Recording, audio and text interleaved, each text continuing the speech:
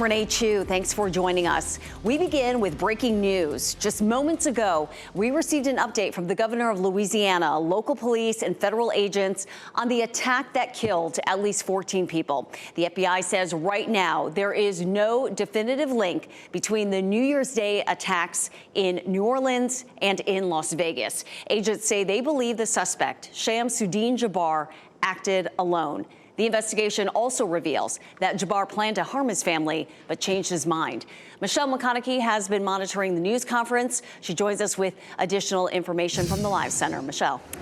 Yeah, Renee, officials also saying that they found 2 IEDs placed in coolers near the scene. They were able to safely remove those, which is good news.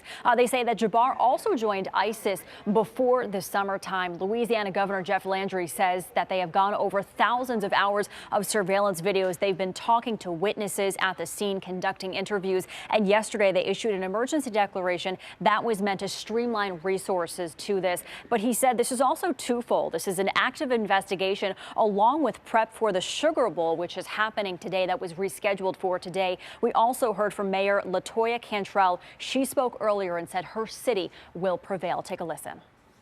I want to reassure the public that the city of New Orleans is not only ready for game day today, but we're ready to continue to host large-scale events in our city because we are built to host. And she also said that they plan to open Bourbon Street before the Sugar Bowl.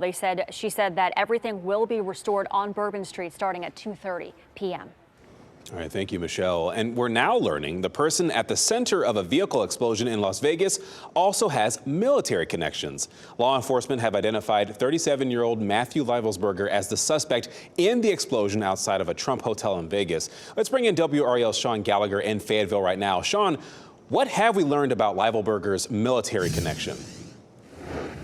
Chris, we know he was in the military for nearly 2 decades, and the Associated Press is reporting that he did spend time here at Fort Liberty in Fayetteville, though we have not had that confirmation from them ourselves. Livelsberger was considered active duty when he died in that explosion yesterday. Now, the United States Army says Livelsberger achieved the rank of Master Sergeant, enlisting in January of 2006. Livelsberger was active duty until 2011 when he joined the National Guard and then later the Army Reserves. Livelsberger re-entered active duty Army in December of 2012 as a U.S. Army Special Operations soldier.